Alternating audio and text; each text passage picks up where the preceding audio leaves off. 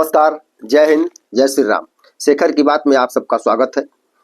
आगे बढ़ने से पहले रिक्वेस्ट है, चैनल को सब्सक्राइब करेंगे, वीडियो को लाइक करेंगे और शेयर करना नहीं भूलेंगे। 22 अप्रैल को पहलगाम में जो हृदय विदारक घटना हुई, जिसने पूरे देश को हिला के रख दिया, पूरे देश में गुस्सा है उसके प्रति। सबके मन में यह सवाल उठ रहा है कि अब भारत सरकार क्या करेगी, भारत सरकार करना क्या चाहती है। शुरुआती दौर में भारत सरकार ने कुछ प्रतिबंध, सिंधु जल समझौते को रद्द करना, इस तरह के तमाम कदम भारत सरकार ने उठाए हैं। पाकिस्तानियों को वापस भेजा जा रहा है। भारत पाकिस्तान के बीच में लगभग युद्ध जैसी स्थिति है। लेकिन इसके अलावा भी देश में कई ऐसी घटनाएं, कुछ ऐसी खबरें हैं जो इसके नीचे दब गई हैं, लेकिन वो बड़ी खबरें हैं, प्रमुख खबरें हैं। अगर पहलगाम नहीं हुआ होता तो वो खबरें पहले दूसरे नंबर पर चल रही होती, पूरे देश में चर्चा का विषय होती, अंतर्राष्ट्रीय स्तर पर भी चर्चा का विषय होती। इसमें जो पहली खबर है, इजराइल की खुफिया एजेंसी मोसाद ने राहुल गांधी और उनके अंकल सैम पित्रोदा को लेकर के एक बहुत बड़ा खुलासा किया है, एक रिपोर्ट जारी की है। आप लोग जानते हैं, मोसाद दुनिया की सबसे खतरनाक खुफिया एजेंसी है और उसने 353 पन्नों की एक रिपोर्ट प्रकाशित की है। इस रिपोर्ट को स्पुतनिक नामक न्यूज एजेंसी ने छापा है, जिसमें राहुल गांधी, सैम पित्रोदा, इस जैसे तमाम लोगों की जासूसी करके रिपोर्ट तैयार की गई है, जिसमें हिंडनबर्ग ने अडानी को टारगेट करके जो रिपोर्ट छापा था, उसमें किस तरह से राहुल गांधी और सैम पित्रोदा की संलिप्तता थी और जानबूझ के भारत को आर्थिक नुकसान पहुंचाने, सरकार को घेरने के लिए यह षड्यंत्र रचा गया था। मोसाद ने जो रिपोर्ट छापा है उसमें इस ओर इशारा कर रही है रिपोर्ट। एक और न्यूज है, 10 दिन पहले सबके जुबान पर चर्चा का विषय था वक्फ संशोधन कानून। सुप्रीम कोर्ट, तमाम तामझाम सुप्रीम कोर्ट ने जो टिप्पणी की थी, वो सुप्रीम कोर्ट जिस तरह से आमादा था उस पर बैन लगाने के लिए, लेकिन भारत सरकार के वकील जो है तुषार मेहता ने जिरह बहस किया। बहस करने के बाद सुप्रीम कोर्ट ने 1 हफ्ते का समय दिया हुआ था कि सरकार इस पर अपना जवाब दाखिल करे।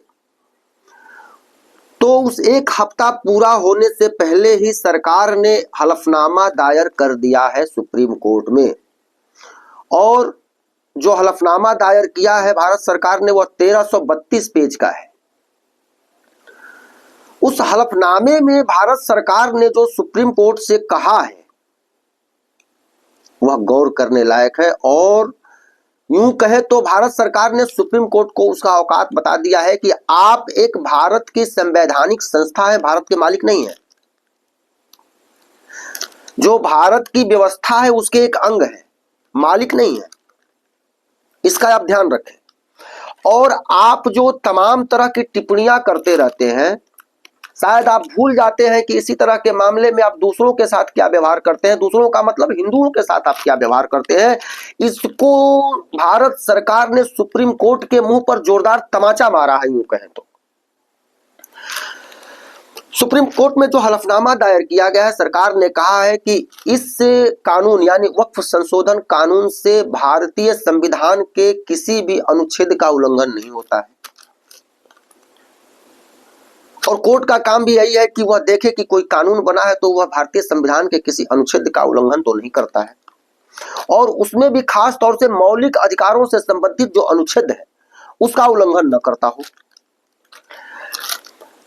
सुप्रीम कोर्ट में 5 वकील जो हिंदू विरोधी हर जगह खड़े होते हैं, चाहे राम मंदिर हो, कृष्ण मंदिर हो, ज्ञानवापी हो, या तमाम हिंदू विरोधी कृत्य करने वाले लोगों के पक्ष में, हिंदुओं के खिलाफ जो वकील खड़े होते हैं, वही सुप्रीम कोर्ट में मुसलमानों की तरफ से खड़े हुए थे। उसमें कपिल सिब्बल, सलमान खुर्शीद, अभिषेक मनु सिंघवी और एक अहमदी है कोई, और दुष्यंत दवे। चूंकि सुप्रीम कोर्ट ने कहा था कि जितनी याचिकाएं आ रही हैं उन सबको सुनना संभव नहीं है, आप लोग 5 याचिका चयनित कर लीजिए और 5 वकील आएंगे उसी से संबंधित, उसी पर सुनवाई होगी और सबको सुना हुआ मान लिया जाएगा। हलफनामा में भारत सरकार ने कहा है कि इस कानून से किसी का व्यक्तिगत नुकसान हुआ है क्या, किसी के साथ व्यक्तिगत अन्याय हुआ है? ऐसा नहीं हुआ है। किसी की जमीन गई है तो आप बताएं। भारत सरकार के कहने का तात्पर्य यह है हलफनामा में कि ये जो 73 अब बढ़ के शायद 120 याचिकाएं हो गई हैं, इन याचिकाकर्ताओं में से क्या किसी की जमीन वक्फ संशोधन कानून लागू होने से छिन गई है क्या? वक्फ की कोई ऐसी जमीन जो रजिस्टर है वह डीनोटिफाई की गई है क्या? अब यह बात समझने की है, सरकार ने यह तमाचा किस तरह से सुप्रीम कोर्ट को मारा है। 1995 वाले वक्फ कानून को लेकर के जब PIL man Ashwini Upadhyay supreme court गए हुए थे तो सुप्रीम कोर्ट ने कहा था कि आप लोग मुंह लेकर के सीधा सुप्रीम कोर्ट चले आते हैं, आप जाइए हाई कोर्ट। आप सुप्रीम कोर्ट आए हुए हैं, आपकी जमीन छीन लिया है क्या? वक्फ बोर्ड ने आपकी जमीन छीनी है व्यक्तिगत रूप से, अब किस लिए सुप्रीम कोर्ट आ गए? सुप्रीम कोर्ट ने यह कहा था 1995 वाले वक्फ कानून के खिलाफ जब अश्वनी उपाध्याय गए थे सुप्रीम कोर्ट। अब उसी बात को भारत सरकार ने उल्टा तमाचा मारा है सुप्रीम कोर्ट को कि यह बताइए, आपने उस समय यह प्रश्न किया था, पूछा था अश्वनी उपाध्याय से, आप इन लोगों से पूछिए कि ये 173 लोग या 120 लोग जो भी याचिका लेकर के आए हैं, इनमें से किसी की व्यक्तिगत जमीन वक्फ संशोधन कानून के वजह से छीन गई है क्या? किसी की जमीन नहीं गई है। सरकार ने आगे कहा है कि आप सुप्रीम कोर्ट है, आपका अधिकार सिर्फ इतना है कि जो कानून बना है उसको यह देखना है कि वह मौलिक अधिकारों का उल्लंघन तो नहीं करता, संविधान की मूल भावना के खिलाफ तो नहीं है और किसी के धार्मिक मामले में हस्तक्षेप या धार्मिक मान्यताओं पर प्रतिबंध तो नहीं लगाता। अब भैया वक्फ संशोधन कानून जो है मुसलमानों को नमाज पढ़ने से रोकता है क्या? मुसलमानों को मस्जिद जाने से रोकता है क्या? जब मस्जिद जाने से नमाज पढ़ने से नहीं रोकता है तो यह धार्मिक अड़चन भी पैदा नहीं करता। सुप्रीम कोर्ट ने टिप्पणी किया था कि यह इस वक्फ संशोधन एक्ट में आपने बोर्ड में गैर मुस्लिम सदस्यों को भी प्रवेश दे दिया है। हिंदू बोर्ड वगैरह या हिंदू धार्मिक व्यवस्था में किसी मुसलमान को आप नहीं देते हैं या नहीं दिया जाता है, जबकि ऐसे सैकड़ों उदाहरण है जब हिंदू धार्मिक आयोजन और हिंदू धार्मिक मंदिरों में, संस्थानों में, कमेटियों में अनेकों मुसलमान रहे हैं और हैं। जैसे अखिलेश यादव जब मुख्यमंत्री थे तो इलाहाबाद कुंभ में आजम खान को मेला प्रभारी बनाया गया था। केरला वगैरह में ऐसे अनेकों मंदिर हैं जिसकी कमेटी में, जिसके बोर्ड में मुसलमान हैं, क्रिश्चियन हैं। सबरीमाला मंदिर में है, तिरुपति मंदिर में विवाद उठा था प्रसाद वाला, उसमें से वो ईसाई निकाला गया था जो वहां की सरकार का खास आदमी था, कोई रिश्तेदार था। तो ऐसे तमाम उदाहरण है जब हिंदू धार्मिक बोर्ड संस्थाओं में मुसलमानों को प्रवेश दिया गया है। और फिर सरकार ने कहा है कि वक्फ बोर्ड जो है धार्मिक स्वरूप नहीं है, वह इस्लाम का धार्मिक स्वरूप नहीं है, वह धर्म से जुड़ा हुआ मसला नहीं है, वह जमीनों के व्यवस्था के लिए बना हुआ बोर्ड है जो उसका प्रबंधन करना है और जमीनों का, उसकी संपत्तियों की देखरेख और उसको रजिस्टर करने के लिए बनाया गया था। कोई धार्मिक बॉडी नहीं है वक्फ बोर्ड, क्योंकि कुरान में कहीं वक्फ का जिक्र नहीं है। यह एक सेकुलर बॉडी है वक्फ बोर्ड, जो लैंड प्रबंधन, जमीन प्रबंधन, संपत्ति प्रबंधन के लिए बनाया गया। सुप्रीम कोर्ट ने एक और टिप्पणी की थी वक्फ बाई यूजर को लेकर के कि आप वक्फ बाई यूजर के किसी जमीन को डीनोटिफाई नहीं करेंगे। सरकार ने कहा है कि हम किसी उस जमीन को डीनोटिफाई नहीं करेंगे जो रजिस्टर है। भैया आजादी के समय देश में वक्फ बोर्ड के पास 50,000 एकड़ जमीन थी। 2013 से पहले उसके पास 17 लाख एकड़ जमीन हो गई थी। और 2013 में जब मनमोहन सिंह ने वक्फ एक्ट में संशोधन करके असीमित अधिकार दे दिया था, उसके बाद से 21 लाख एकड़ जमीन और जुड़ गई है वक्फ बोर्ड में। यानी कि अभी वक्फ बोर्ड के पास 38 लाख एकड़ जमीन है। तो भैया देश में रजिस्ट्री की व्यवस्था, रजिस्टर करने की व्यवस्था 1923 से लागू है, अंग्रेजों के समय से लागू हो गई थी। आपने रजिस्टर क्यों नहीं कराया? चलिए छोड़ दीजिए उस 50,000 एकड़ को, आजादी को छोड़ दीजिए। वक्फ बोर्ड बना आजादी के बाद। 60 के दशक में आप रजिस्टर करा लेते, 70 में करा लेते, 80 में करा लेते, 90 में करा लेते। 2013 में संशोधन करने के बाद 21 लाख एकड़ जमीन जो वक्फ बोर्ड के पास गई है, उसको तो रजिस्टर करा लेते। अगर उसको भी तुमने रजिस्टर नहीं कराया है तो भाई कैसे मान लिया जाए कि ये वक्फ का है? जो तुमने 21 लाख एकड़ जमीन लूटी है, कब्जा किया है, जब वह सही तरीके से तुम्हारे पास गया है, किसी ने तुम्हें वक्फ किया है, तो वक्फ करेगा तो वो कहेगा ना भाई कि ये जमीन मैं इसको दान दे रहा हूं। या 2013 के कानून बनने के बाद एकाएक कितनी संपत्ति तुम्हारे पास कहां से आ गई? क्या तुम्हारी संपत्ति को किसी ने कब्जा करके रखा हुआ था? 2013 के बाद तुमने उसे छुड़ाया। तो अगर 2013 के बाद तुमने 21 लाख एकड़ जमीन अपनी छुड़ाया तो उससे पहले का पेपर दिखाओ कि यह हमारा था। कोर्ट ने एक और टिप्पणी की कि आप कागज मांग रहे हैं 200, 300, 400 साल पहले का, कहां से देंगे? भैया हमने तो दिया है 5,000, 10,000 साल पुराना कागज दिया है। राम मंदिर के समय सुप्रीम कोर्ट आप ही है और आपने कागज मांगा था। कृष्ण जन्मभूमि का आप कागज मांग रहे हैं, वक्फ बोर्ड ज्ञानवापी का आप कागज मांग रहे हैं। हमने सिद्ध किया ना 5,000, 7,000, 8,000 साल पहले का कि यह राम मंदिर है और यहाँ राम मंदिर था।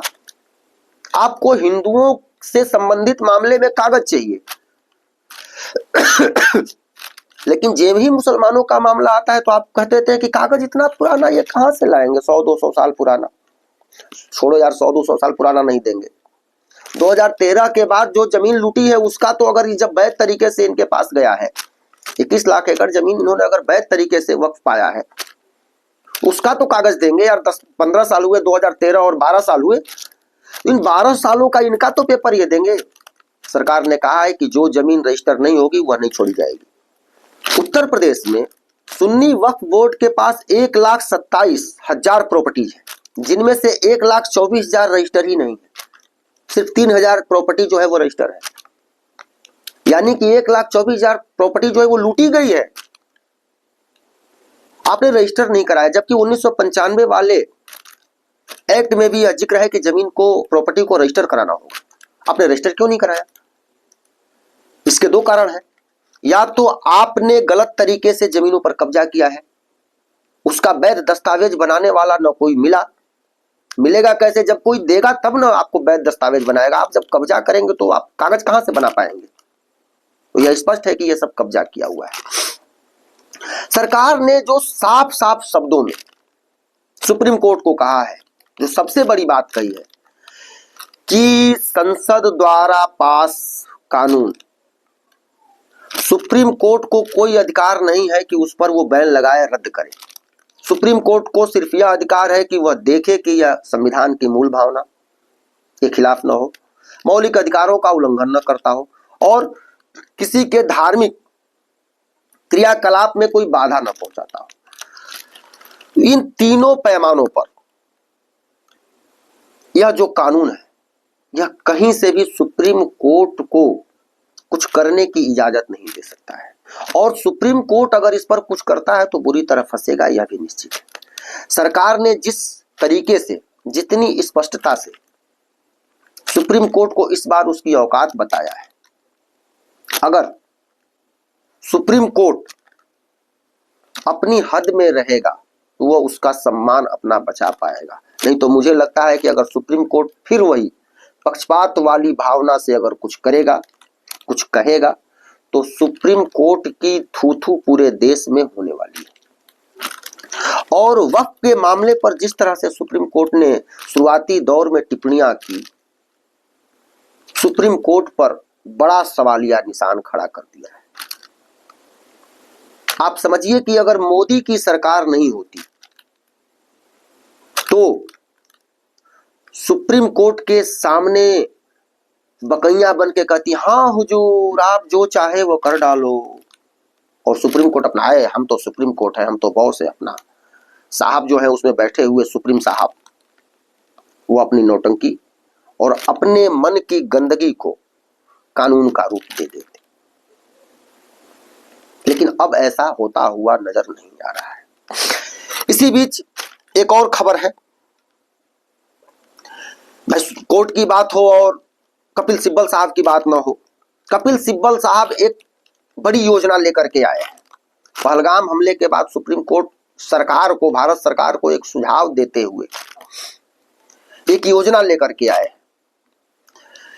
कि ज्वाइंट पार्लियामेंट सेशन बुलाया जाना चाहिए और उसमें इस हमले की मजम्मत करनी चाहिए। भैया अभी फिलहाल ही तो सर्वदलीय बैठक हुई थी जिसमें ये काम हो गया है, अब तुम कौन सा ये सुझाव लेकर के आ गए हो। उसके बाद उन्होंने कहा है कि 2-2, 4-4, 5-5 लोगों की एक कमेटी बनाई जाए और उसको विदेशों में भेजा जाए बताने के लिए कि देखो पाकिस्तान हमारे साथ क्या कर रहा है, आप बताओ हम क्या करें। ये उनकी योजना है। अरे यार, हम अपनी संप्रभुता के लिए कुछ भी करने के अधिकारी हैं और पाकिस्तान जैसे गीदड़ की क्या औकात, अगर वो कुछ कर पा रहा है तो हमारी शराफत की वजह से हम नहीं चाहते हैं कि हमारा पड़ोसी मटिया मेट हो जाए। वह अब भी सुधर जाए तो हम उसे क्षमा कर देंगे, लेकिन उसके कृत्यों को हम दूसरों से जाके कहें कि भाई इसको समझाओ, यार हम उसे समझाने के लिए काफी हैं। कपिल सिब्बल जैसे आदमी का भेजा सड़ा हुआ है। होता है ना, आदमी जब पाप करते करते थक जाता है तो उसकी बुद्धि सड़ गई होती है और सड़ी बुद्धि से सड़ी बातें वो बाहर फेंकता है। चलिए दोस्तों, भारत सरकार ने जिस तरह से सुप्रीम कोर्ट को जोरदार तमाचा मारा है, उसे बता दिया है कि तुम्हारी औकात क्या है। कानून जो हमने बनाया है उसमें किसी की भी जमीन नहीं छीनी जाएगी। अगर छीनी गई हो तो याचिकाकर्ता बताएं। उसके बाद जो जमीन रजिस्टर है उसे हम नहीं छुएंगे, यह कानून में है। लेकिन जो जमीन रजिस्टर नहीं है उसे छोड़ा नहीं जाएगा, उस पर हथौड़ा चलेगा। तो दोस्तों, वीडियो कैसा लगा टिप्पणी जरूर कीजिएगा। आप लोग सवाल भी अपने आप पूछ सकते हैं। उम्मीद करता हूं आप लोगों को वीडियो पसंद आया होगा। चैनल को आप लोग अधिक से अधिक लोगों से सब्सक्राइब करवाइए, वीडियो को लाइक और शेयर भी कीजिए। मिलते हैं अगले वीडियो में, तब तक के लिए जय हिंद, जय श्री राम, राम राम।